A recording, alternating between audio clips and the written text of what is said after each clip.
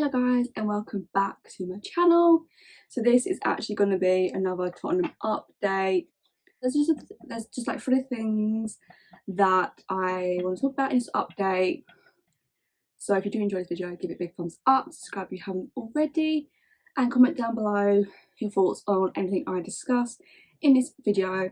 So without further ado, we're just going to get straight into it, starting with Serge Aurier and the mutual agreement with Tottenham to terminate his contract.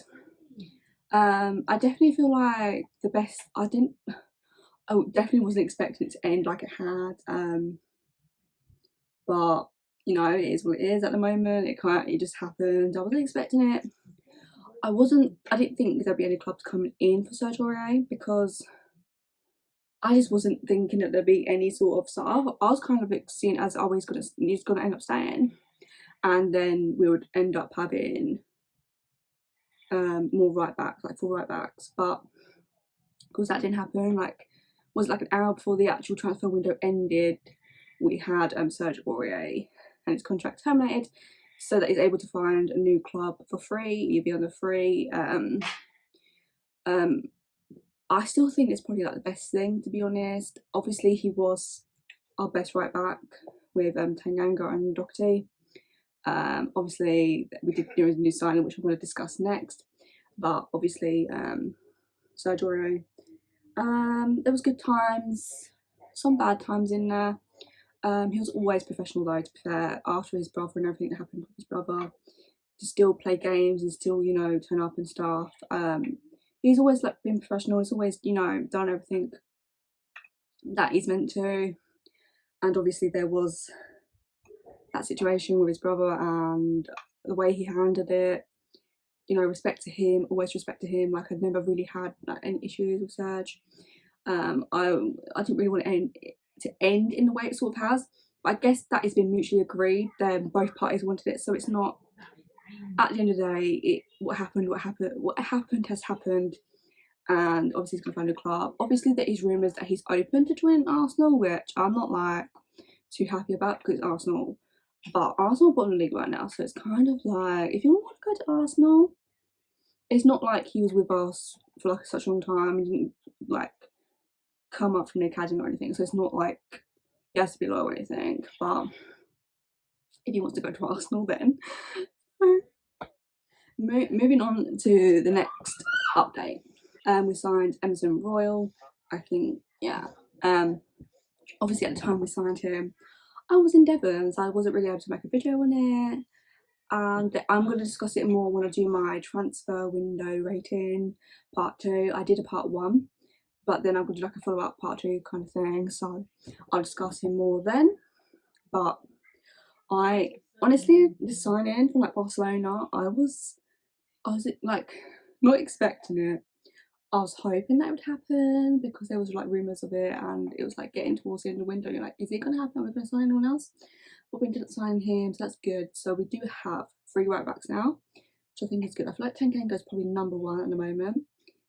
I do feel like Emerson could potentially become my number 1, but I'm not entirely sure.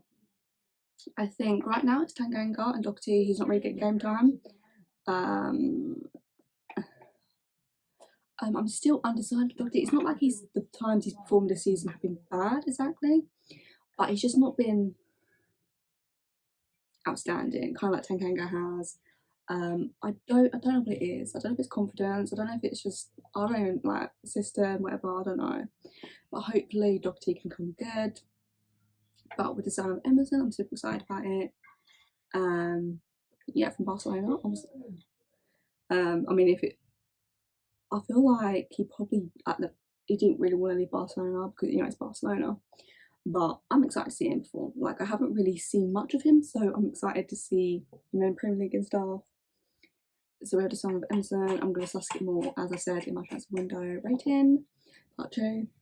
Now moving on to the last Tottenham update that I've had. So Brazil played Argentina last night for about 5 minutes until something crazy happened. Obviously there was it 4 players from like Argentina? Okay, let me just sit back a bit. So I want to get it up because I don't want to get anything wrong, because this is kind of like a big thing, and I honestly was not expecting this to happen. And when it came up, I was shocked. So I just got this news article up about the whole situation last night. I just want to like read through it. So this is like BBC Sport. So this, I just clicked from the first one I found. So this was like 2 hours ago. So I'm just gonna like read through it, and I want to make sure that everything that I'm presenting to you guys is correct, and it's not just like something I'm thinking off the top of my head, you know. I wish to do this more often, because sometimes I just ramble on about stuff, and I feel like nothing really I said makes sense. Brazil and Argentina played each other last night, kind of like 5 minutes. When the Brazilian health officers objected to the participation of three Argentine players, was it? The Celso, Romero, and Buendia, I think.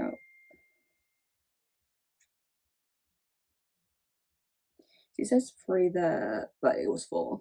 Also, so it was the Celso, Romero, Buendia, and Martinez. So 2 Spurs players and 2 Aston Villa players.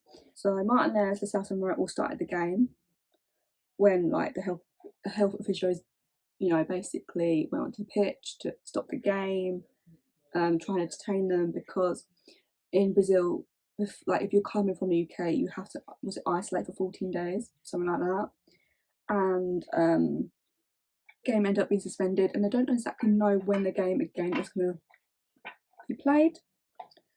It says here the 4 players are directed to remain isolated while awaiting deportation, but they did not comply. They went to the stadium and they entered the field in a series of breaches. See, this seems very serious. The Argentina boss said it was disappointing a resolution could not be found before the game got underway. Okay, see, this is where I'm kind of confused. Like, they were, I feel like, so last night Messi was talking to health officials or whoever they were talking to, and we're like, we've been here like 3 days, why is this only happening now? And it's kind of, it is kind of confusing, because I'm like, surely you would have known where they travelled from, right?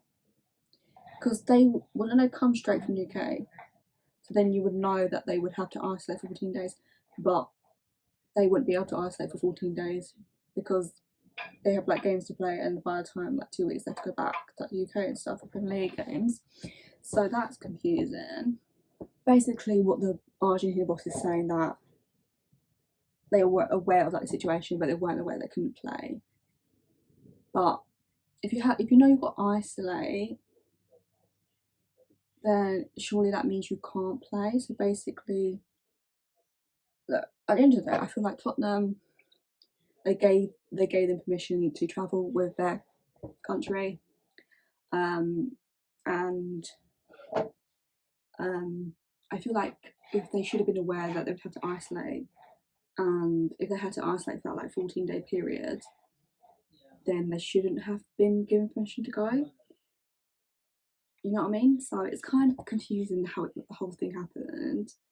But they basically always played a match, and Brazil footballers too. So the Argentine Football Association said the team had been in Brazil since the 3rd of September and had complied with all the health protocols. Football should not experience these kind of episodes that undermine the sportsmanship of such an important competition. I feel like this kind of situation is probably more important than the competition for football, but that's just my opinion. The Brazil Football Confederation President Ednardo Rodriguez criticised health officials for the time of their intervention. Yeah, I agree with that. I feel like the intervention should not have happened during the game. If anything, it should have happened when they arrived or like before the game.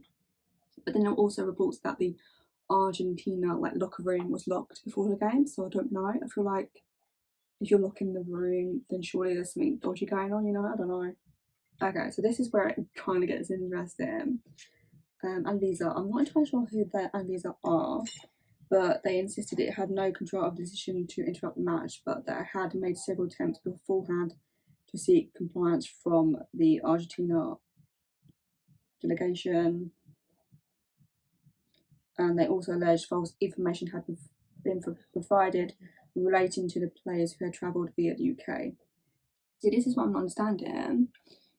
Like, they know they travelled from the UK, clearly. What was this false information though? Because if you're travelling from UK, then surely you'd have to isolate no matter what. Like, so I don't know where this false information has come from, whether it's been the players themselves or it's been Argentina. Where it is now, I'm not entirely sure what's happening. I feel like Celso and Romero want to play the game on Thursday. I'm not sure, and then travel back to the UK. But if they play that game, then they can't play against Crystal Palace, and I'm pretty sure they won't be able to play against Chelsea either. So it's just like a whole mess that I was not expecting to find out last night or read or anything like that. But it's going to be interesting to find out what the actual like situation, how it ends, how it escalates or whatever. Or, I feel like the best thing for Romero and Celso to do regarding them, just because they're Spurs players, they both should not play Thursday and they should come back to UK. I feel like that's probably the best thing to happen. Obviously, it depends whether they want to. I mean, I don't think they should be given a choice, but obviously, it's club versus country at the moment. And I get it, you want to play for your country and stuff. But if it's affecting like club level, like your club, then surely you've got to come to some sort of compromise, or you got to, I don't know. And you always know something along these lines is going to happen with COVID. There's, you know, I feel like these internationals in between the Premier League season, they should happen like towards the end or like after. There we have it, guys. That is your Tottenham update for today. If you did enjoy this update, give it a thumbs up. Comment down below your opinions on the whole situation. What do you think of Serge Aurier having his contract terminated mutually? What do you think of the signing of Emerson Royale? And what do you think of this Celso Romero situation?